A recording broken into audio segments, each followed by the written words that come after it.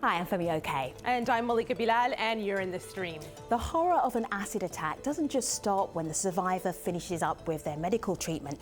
Now there's a comic book that literally illustrates their fears and their challenges as they head back into normal life again. And today we'll speak to the co-creator of that comic book, along with some of the women who helped inspire it, and find out how they're moving on.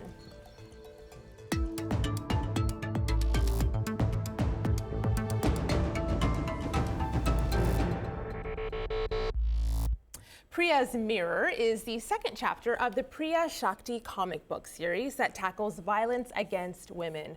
One of the co-creators, Ram Devanini, is here to help us talk about it. Hi, Ram. Hi. So tell us about this project. I know this is the second chapter. Tell us what's behind it. What's it for? I mean, it's the second chapter of Priya, who is a rape survivor, and she's India's first female superhero. And in this chapter, she works with a group of acid attack survivors to fight against a demon king who has entrapped them. And what's remarkable is uses this incredible technology called augmented reality. Okay, so I'm going to give our viewers just a little bit of a look at what that is Sure. as you're talking. So I have my iPad here. So augmented reality. I'm it scanning uses an app called Blipar and basically turns the comic book into a pop-up book. And one of the great things we've done with this comic is we added a social activism element to it, inspired by Natalia, who's on the show, in which you can actually put almost like a Snapchat, a transparent mask. So I'm doing that right now. I'm putting You're on doing that the right now, mask, and you a can share picture. that with friends on social media. And what we want to do is we want to create solidarity with acid attack survivors, and we want to tell everyone that this is everyone's struggle. Right.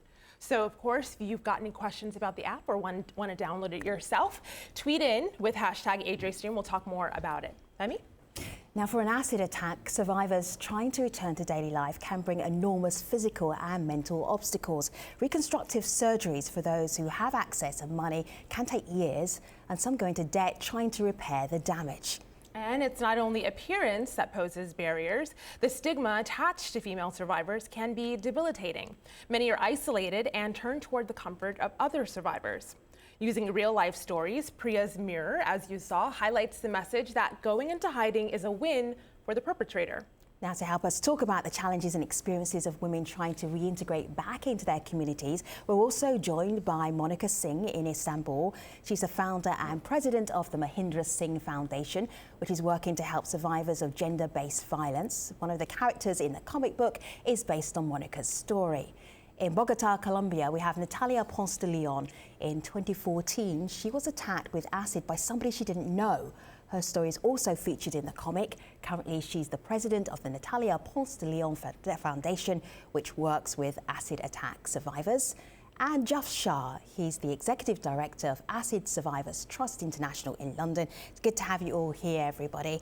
I am just thinking, Ram, the whole idea behind this is just to make what acid attack survivors go through more acceptable, more everyday, and people should be stigmatized and pushed out.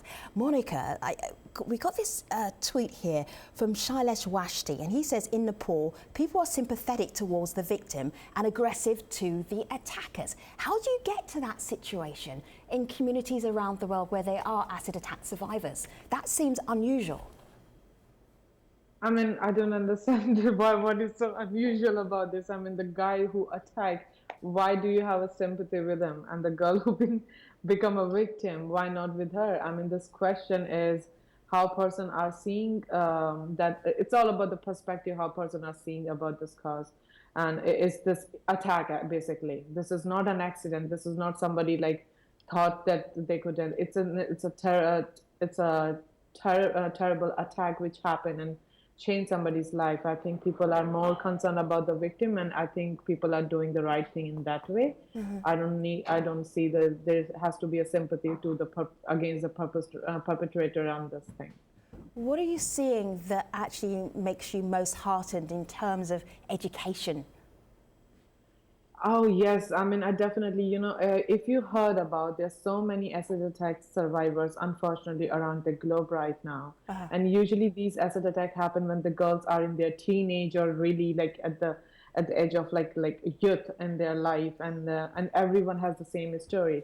But when these kind of attack happen, when girls get victimized, not just by physical, psychological, mentally, but then they kind of leave their connection with the society. And when you say you will leave the connection with the society, you kind of stop going to the school, because everyone knows that first thing that everyone in the society will say that, whoa, what happened to you? Maybe you have done something to piss that guy off. That's why he did it to you. So these kind of questions try to girls avoid, and that's why it's kind of an effect on their education. And then it takes a long time to get over with and then get back to the education. Well, that's my personal dream, that girls should get back to education even after they've been attacked by an acid.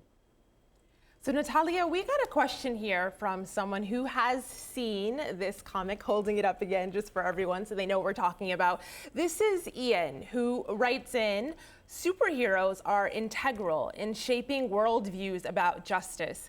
What element of the medium of comics speaks most powerfully to you in its potential to enrich societal conversations about justice? So some really complicated thoughts there, but basically he's asking, for those who have seen this comic or maybe haven't, what do you think is the most powerful aspect of seeing something like an acid attack and someone surviving an acid attack being drawn on the pages of a comic book? Okay, the most important for us, for the survivors, is to finish the impunity, you know, because someone come to your life to try to kill you, and most of the cases, the people don't know who did that, and the people don't go to prison, and the psychological and the physical way. I'm sorry. Natalia, let me show you something here. Let me show the world something here. Have a look at my laptop. Here's a picture of you right here, and then here's a picture of you in the comic book. When you saw this image of you, and you knew that other people would see it, why is that important to you?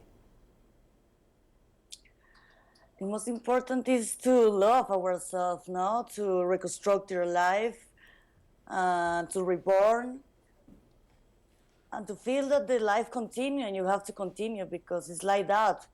And of course, to start to love yourself is going to be different, but this is the most important improvement, no? To love yourself and to continue. I think Natalia is so right, and what Natalia and Monica tell us is they're not victims. They're actually superheroes. These women are heroes, and that's why this comic book exists, is to show their heroic struggles and especially to overcome fear. I mean, if you look at superhero motifs, and the hero quest, it's always about overcoming fear. And these two remarkable women have done that.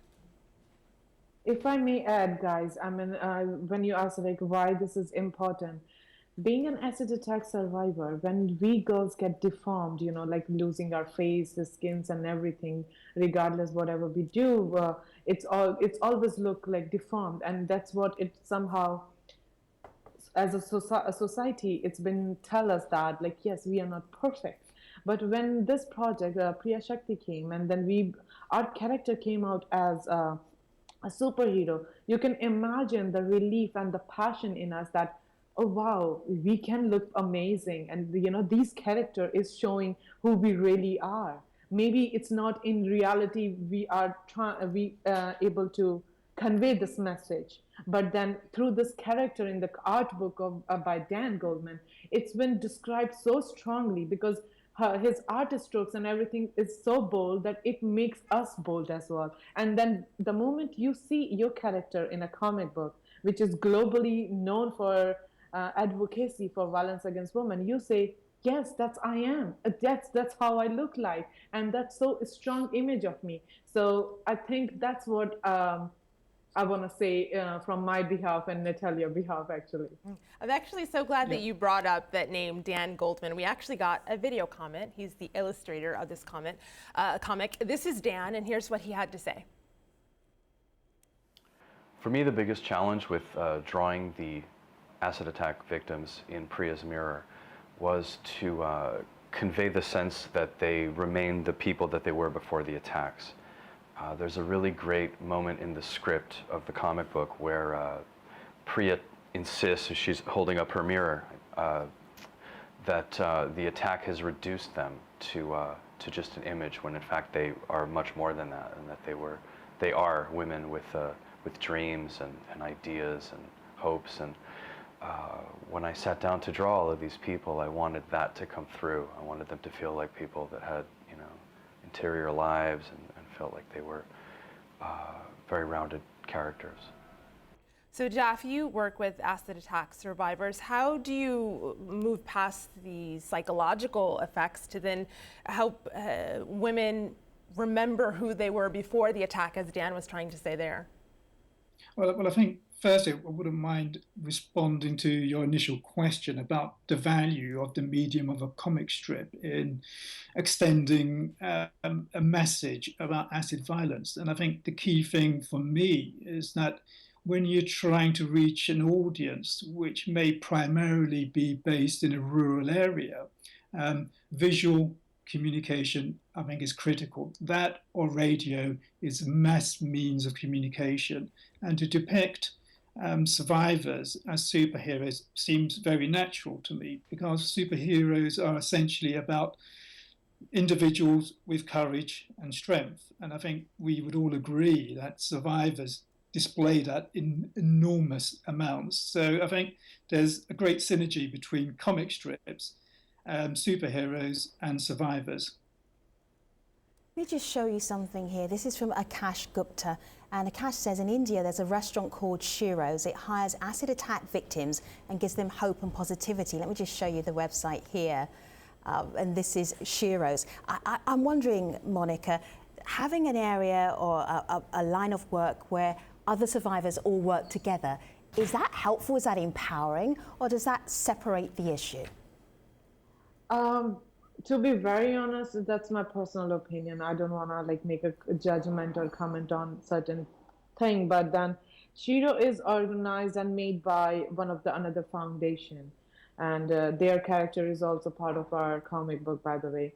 But when you talk about making a place like a room or a small, like the restaurants or anything where you only opening for acid attack survivor, I feel that you are kind of bounding them and secluding them from a different society. My opinion in the life is I feel more empowered, I feel more strong when I talk to the normal person, and the normal person talk to me like a normal person, which makes me feel like that I am no different.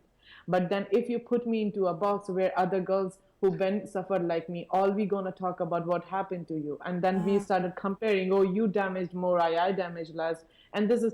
So my whole point is, it's a very psychological thinking, what in a way that I don't feel this comfortable in a way. It's a very good moment, by the way. I love what Shiro's does, and it's a very great moment for these girls to come out and dealing with their situation. But then having an issue where you are saying that this has become a community where you're going to go to the certain places and you only gonna talk about and meet acid attack survivor, I think you are making them away from the normal people and different society. But it's my way of thinking. Right. I think it's working really good, and these girls are feeling very comfortable. And then also one more thing, not every acid attack survivor think and work like that. Like Natalia is totally different person. She's a very strong girl. I'm totally different person, but other girls are different. So if we say what we think, this is my judgment. This is not a generic and for the right judgment, and for it applies to everyone. It's differ from everyone. Actually, can I add something? Could I just come in?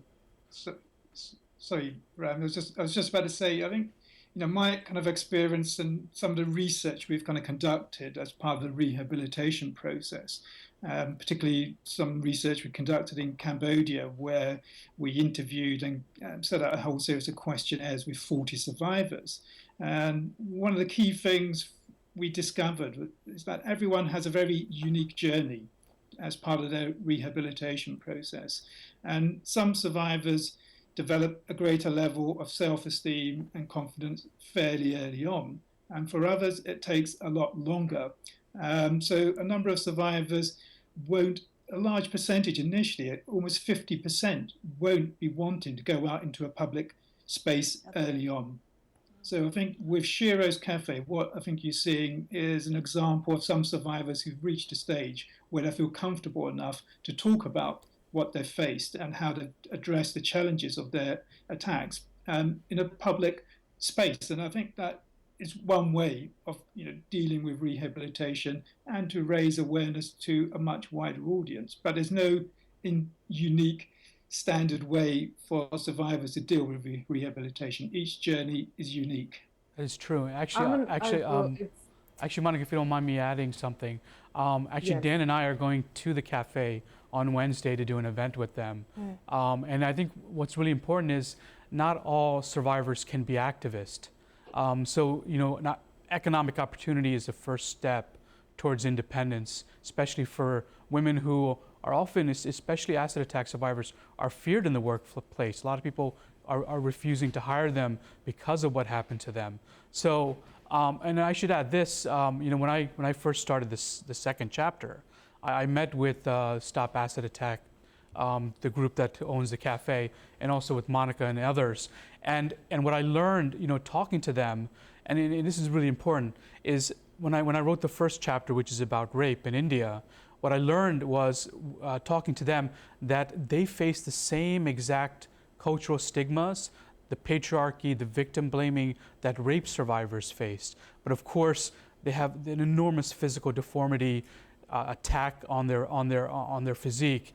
And through years and years of therapy, rape survivors, of course, go through emotional trauma, but acid attack survivors go through emotional and additional physical trauma that can take decades of surgery to come out of.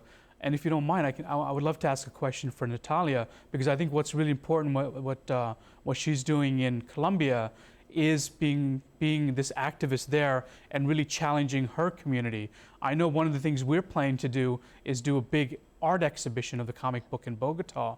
And I want to just talk to her and ask her what she believes this comic book and being using culture and art to reach people will have in Colombia. Natalia? Yes. What do you think that culture and art, what do you think the role is of culture and art in trying to reach people to understand what happens to acid attack survivors? Is it a useful way of doing it? Yeah, I think it works, the comic book, because the young people and the teenagers is gonna be in contact with the comic book, and it's really important to educate the child and the young people to show what happened with the acid attacks, because in Colombia it's happened for a long time and nobody knows. After my attack, I start to work and I create a foundation to defend the human rights for the victims of acid attack. And I'm continue, and I really love the idea to bring the comic book to Bogota, because we are a lot of survivors that need help and need to start to work again, to be part of the society. And I think it's gonna work. It's gonna work for sure. Sure.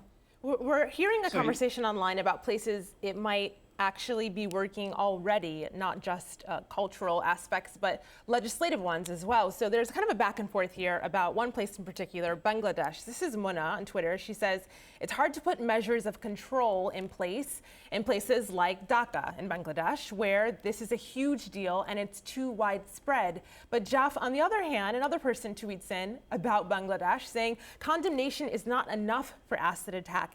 In Bangladesh, the government is taking strong measures to prevent this and punish attackers severely. We've actually seen the number of attacks drop. Is that right, in Bangladesh? Yeah, in Bangladesh, attacks actually peaked around 2002 with 496 recorded attacks. 10 years later, in 2012, we saw a 70% reduction, so around 75 recorded attacks. So there's been a big reduction, and I don't think it's purely down to legislative reform or indeed the death penalty, which has actually been introduced in Bangladesh, which I don't actually think is an appropriate solution to the problem. What the change, the reduction in acid attacks came about because there was a coalition of many organizations within the civil society, not-for-profit, government institutions, and the media. Once you build a coalition of like-minded organizations with a single goal, then I think you're more likely to see a long-term change in terms of attitudes and behavior. So I think the key thing in Bangladesh is really about having those coalition of NGOs, media, human rights activists, organizations focused on gender-based violence, and critically, political will. I don't think there's any coincidence that the introduction of laws in Bangladesh occurred because it had a female prime minister at the time. Interesting. I would like to add I would like to, okay, Monica. No, you go ahead, please. No, go, Monica, don't worry. No, I was just saying that when we were talking about how the justice is not being served, and that's why the cases are increasing in terms of in India, and I also heard when judiciary system or law system describes and said that this is going to be the punishment, then in Pakistan these attacks actually reduces because they know that if they do this, this is what they're going to get punished. There are so many different countries. There is no definite punishment has been taught yet. I mean, in my personal cases, my case is going on for the last 11 years, and I am still appealing, and they are still trying to get away with it. That I didn't do that. What else do anyone need to prove that they did attack and I got attacked by them and I got damaged, and then a lot of things got damaged. So this is what happens. It's different in different countries. Yes, the times are changing. The things has been in every part of the society in terms of advocacy and spreading awareness is increasing through. There are so many wonderful non-profit organizations in a different part of the world who are at least doing something. But again, they are like non-profit, non-government organizations. I was just wondering about something, and that was a makeup video I saw by somebody who was in the New York Fashion Week not so long ago. Her name is Rashima. I am curious as to what you think of her activism. Have a look at a makeup tutorial like nothing else. सबसे पहले sir को bend करें और नीचे देखें। इससे eyes relax होंगी और आईलाइनर लगाना आसान हो जाएगा। ब्रश को टेढ़ा करके पकड़िए, इससे स्ट्रोक्स लगाना आसान होता है। छोटे स्ट्रोक्स लगाइए और धीरे-धीरे रिपीट कीजिए। तो है ना रेडी? और हाँ, सबसे इम्पोर्टेंट टिप, ये आईलाइनर आपको 100 रुपए में कहीं भी मिल जाएगा। पर क्या आपको पता है, एसिड सिर्फ 30 रुपए में मिलता है, जिसकी वजह से हर रोज एक लड़की एसिड अटैक की विक्टिम बनती है। For me, that was an incredibly powerful message. For you, Monica, is that the kind of activism that's really going to strike home? Yes, I mean, I believe that Reshma Qureshi's these couple of 2 campaigns come. One is eyeliner, one with the red lipstick application. I think I met Reshma Qureshi and I didn't personally got introduced, but we are connected on Facebook. So, I mean, I love that girl. She's a young 19-year-old girl and who'd been attacked when she was 17. And she is coming out and willing to come out to express and deliver this message. Sure. I think that is amazing of her. Monica, Ram also had an instant response. Ram, what was yours? What Reshma's done is remarkable, and it's incredible use of social media and art. I mean, I think you have to remember, we're talking about really difficult topics: acid attacks, rape, and other gender-based violence. And the music was so jaunty, right. And the message was like, bam! Exactly, but that's the power of art, and I think why the comic book works is there's something very accessible about the format that brings audiences into these topics, and especially teenagers. I mean, that is the critical audience for Reshma's videos and also for the comic book. Guess we have more to talk about, and we will be doing that online. But first, Malika. Well, I think it's projects like the one we just saw and the comic book that inspired this from Ria. She says, as someone that works with survivors, it's heartwarming to see these initiatives highlight them in a positive light. I'll ensure our survivors in India have a read so they can see how strongly they are being portrayed. To be continued, but not here, online at stream.aljazeera.com. Thanks for watching, everybody. Take care.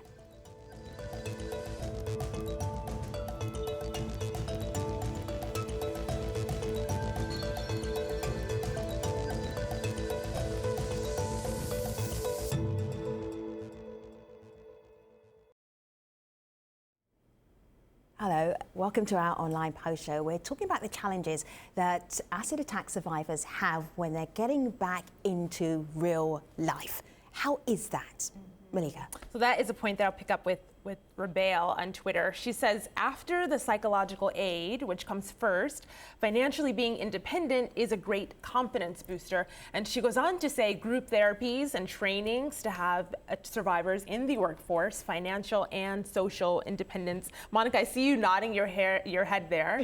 How, I mean, it sounds easy, but of course it can't be. What are the challenges in trying to get reintegrated back into society? I mean, to be very honest, like every girl, every one of us acid attack survivor has a different story, yes. And then when these kind of challenges come, you know, the reason when I was keep getting my treatment done because I was getting rejected to get a job because I studied fashion design and nobody was hiring me. And regardless how good I was, but because I didn't have a face and everything. So I understand these things when nobody tried to hire you because you don't look normal and somebody's scared of you. And that falls into, yes, financial issues, because how many times any family can take medical loan? I'm still under medical loan debt right now, but then not everybody can do it. So yes, financial independence is very necessary. And the girls, any acid attack survivor all over the world right now, is trying to engage herself with something, either working in a Shiro's, either having her own salon, either working and running her own thing. I think they are the biggest deal breaker right now. They are the one who are showing that they don't need anyone. And I believe that finding their own way, because it's more important. Sometime in life, something terrible happened, people leave you alone, and then nobody looks you back. So sometimes you have to make a choice that you have to stand on your feet and you have to prove yourself. Not alone. There are certain obstacles gonna come that you might not able to do that. But trust me, people who are right now currently on the show, all of them are so amazing, and anybody can reach these people. They can inspire them. They can help them in any way. So this is what people actually, girls need. Yes, financially independence, they need that. And because also, suddenly family. Yeah. I'm also thinking, Monica, looking at role models and hearing other people's stories, which is what Priya's Mirror is doing. If you click through the comic, it's like DVD extras. There's like app extras, and there's a story about Sonia and Sonia going to work. Right. And let's just look at Sonia's story, because it really speaks to what you were saying, Monica, about getting into the workplace. Look what Sonia said. मेरे ही किसी relative ने मुझसे, मेरे मुंह पे नहीं, मेरे mummy papa को कहा था कि बेकार हो चुकी है, इसको जहर का एक इंजेक्शन लगा दो, ये लड़की बेकार हो चुकी है. लेकिन आस पड़ोस के घर वाले सपोर्ट करते हैं, बट आस पड़ोस में और हमारे रिलेटिव उन्होंने कई सपोर्ट नहीं किया, बट मेरे मम्मी पापा ने मेरा फुल्ली सपोर्ट किया. कवर रखा, बट मैंने अपना सैलून ओपन किया. घर से छोटे से पैमाने से स्टार्ट किया. आज काफ़ी बड़ा है मेरा सैलून और बहुत से क्लाइंट आते हैं. पहले स्टार्टिंग में प्रॉब्लम हुई, वो लोग आते थे तो मुझसे पूछते थे. लोग इतना मुझ पे विश्वास करने लगे थे कि उन्हें कोई फ़र्क नहीं पड़ता था. वो आते थे और नॉर्मली मुझसे काम करा के जाते थे. Ram, this is so much more than a comic book. Right.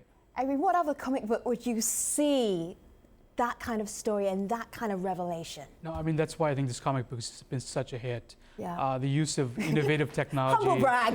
That's why we're so fabulous. I mean, I think the great revolution is we created this identifiable female character that has become very beloved all over the world, from Brazil to India to the US. Yeah. I have to say, Sonia is also one of the characters. She is in the comic book.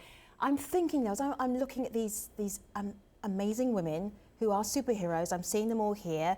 So we've got Sonia here, who you just saw. This is Natalia, who's on the show. This is Monica, who's on the show. Incredible women.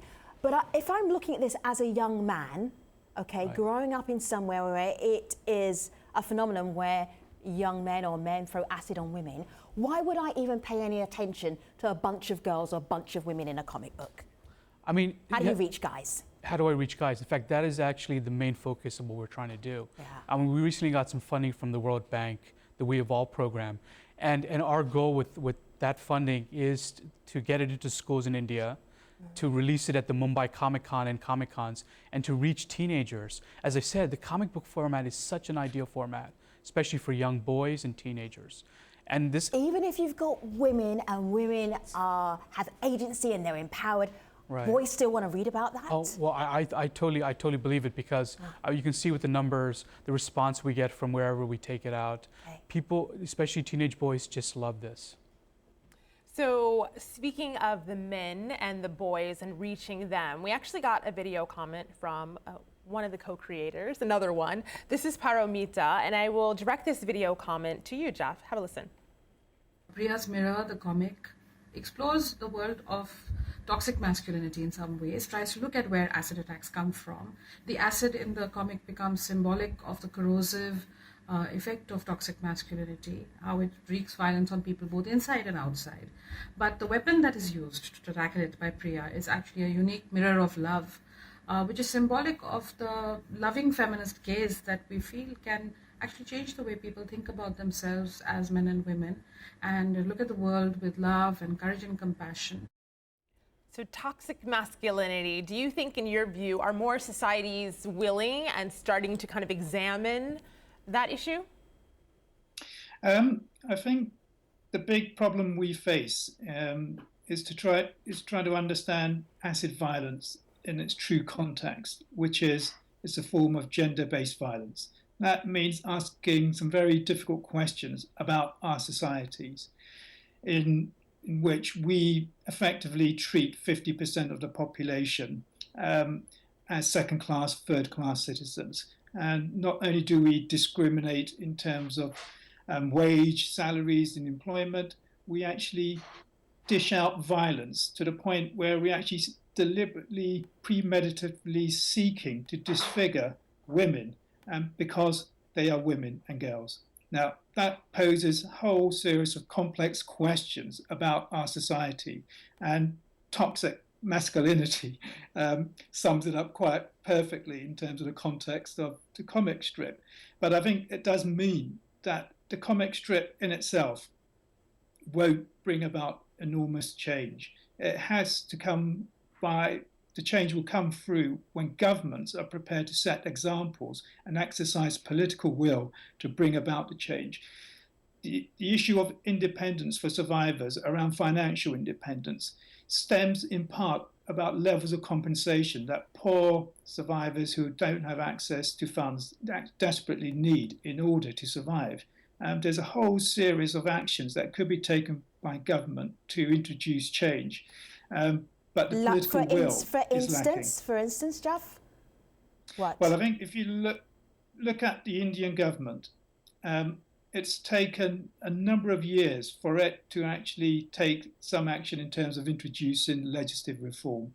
Lakshmi's case has been with the Supreme Court for a long, long time. It took the Indian Supreme Court to publicly admonish the Indian government for failing to introduce laws. It's taken media pressure, it's taken survivor activists, it's taken NGOs to apply that pressure. So 2-3 years later, the Indian government have introduced laws, but have they actually enforced those laws by introducing and providing resources, financing, training of police officers, training of judges around gender sensitization? I'm inclined to think that the answer is no. Yeah. Well, can I ask a question actually for Natalia, because she's done such a remarkable job in her country, especially bringing attention to this problem and also changing the laws. Natalia, can you maybe explain the stuff you've done in Colombia? Yeah, before my attack used to be a personal lessons, the acid attacks, and we worked together with another survivors, with the government, and we changed the law. Right now, the minimum is 30 years and the maximum is 50 years. Before, it used to be 8 years. And the impunity is so big. I'm really happy that we changed the law. It has my name. And the health system needs to bring for the victims everything for free. And we are working in that because it doesn't work properly, but it takes time. The law started in January 2016, this year. But I think it's a big work because we changed the law in Colombia. And we are working to finish with the acid attacks and to help and to give all the advance to get a better life, you know. I mean, but actually, this is a big if I could, step sorry, to just change the law in interrupt. Colombia. Jeff, yes. Sorry, I was just about to say, you know, I met Natalia too. We just spoke briefly before we went live, and I kind of had the pleasure of meeting Natalia 2 years ago, 2014, not too long after the horrific attack. And now we're seeing Natalia here participating on a panel discussion live, and she, in the last 2 years, has played such a key role in bringing about the change we've seen in Colombia, hence the fact that a law has been named after her. So here's an example of an individual journey that's taken 2 years for someone to be so powerful, to be so strong, to show such resilience, and to bring about really positive change. And also, can I add one thing onto that? I mean, one of the kind of the activist tools that she used was actually this transparent mask. In fact, what she did is she mailed physical masks to politicians, soap opera stars, you know, a lot of people in Colombia, and they wore it and took photos and posted them online, and that helped motivate and really inspired people in Colombia to get behind her, and that was the inspiration for the last mask campaign, which we put into our augmented reality elements. Sure. Guess we could speak for a lot longer than the time we have now. I'm just going to say thank you so much to Ram and Monica, Natalia and Jeff for the remarkable work that you're doing around the world. Really appreciate you sharing it with us here on the stream. Malika. And it is making its mark online, all of that work. A couple of tweets here. Sharifa says, very brave women on the show, sending them my love. And Musna says, kudos to all of the stream's guests. And an even bigger admiration to Monica and to Natalia for being so strong in highlighting acid attacks. Thank you so much, everybody. Take care.